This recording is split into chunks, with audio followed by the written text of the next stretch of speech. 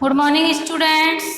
कल हमने लेसन 2 पढ़ा था और उसके क्वेश्चन आंसर मैंने आपको पीडीएफ बना के आपके व्हाट्सएप पर भेज दिए बेटा।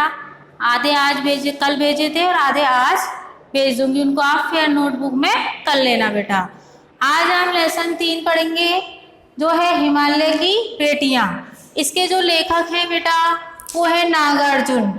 नागार्जुन ने इसमें हिमालय से निकलने वाली नदियों के बारे में बताया है। नागार्जुन जी ने इसमें हिमालय से निकलने वाली नदियों के बारे में बताया है, जिसमें उन्होंने बताया है कि हिमालय में बहने वाली जो गंगा, यमुना, सतलुज आदि नदियां हैं वो दूर से लेखक को शांत और गंभीर दिखाई देती हैं।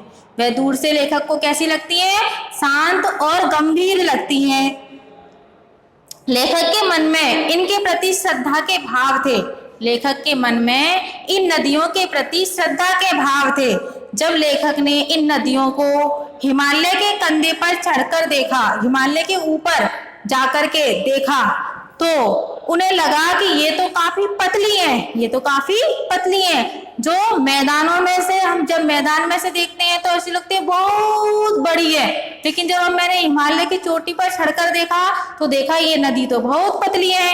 लेखक को हिमालय की इन बेटियों की बाल लीलाओं को देख करके आश्चर्य हुआ। लेखक को हिमालय की इन बेटियों की बाल लीलाओं को, कौन सी बेटियां? गंगा, यमुना, सतलज, गंगा, यमुना, सतलज, इन बेटियों की बाल लीलाओं को देख करके आश्चर्य हुआ। हिमालय की इन बेटियों का ना जाने कौन सा लक्ष्य है। हिमालय की इन बेटियों का ना जाने कौन सा लक्ष्य है जो इस प्रकार से बेचैन होकर बह रही हैं। जो वो सोचता है कि ये जो नदियां हैं ये जो बह रही हैं बेचैन होकर, पता नहीं इन्होंने अपना क्या लक्ष्य बना रखा है। नदियां बर्फ की पहाड़ियों में, घाटियों में और चोटियों पर लीलाएं करती हैं। लेखक को लगता है देवदार, चीड़, सरसों, चिनार आदि के जंगलों में पहुंचकर, किस किस के?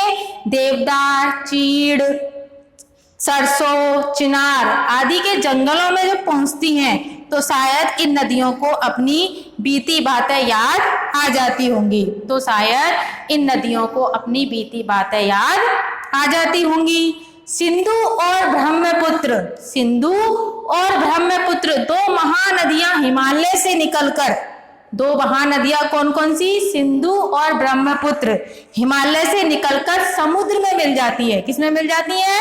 समुद्र में मिल जाती हैं। हिमालय को ससुर, हिमालय को ससुर और समुद्र को उसका दामाद कहने में भी लेखक को कोई झिझक नहीं होती। यानी कि जो हिमालय से सिंधु और ब्रह्मपुत्र नदियां निकलती हैं, ये जो महानदियां हैं ये समुद्र में मिलती हैं। इसलिए लेखक ने हिमालय को तो ससुर कहा है और समुद्र को क्या कहा है? दामाद कहा है। कालिदास के यक्ष ने अपने मेघदूत से कहा, कालिदास के यक्ष ने अपने मेघदूत से कहा कि बेतवा नदी को प्रेम का विनिमय देना जाना जिससे दिया जाना चाहिए। बेतवा जो नदी है उसे प्रेम का विनिमय दिया जाना चाहिए। क्यों? क्योंकि कालिदास जैसे महाकवि को भी नदियों का सजीव रूप पसंद था। जो कालिदास जी थे उन्हें भी नदियों का रूप पसंद था।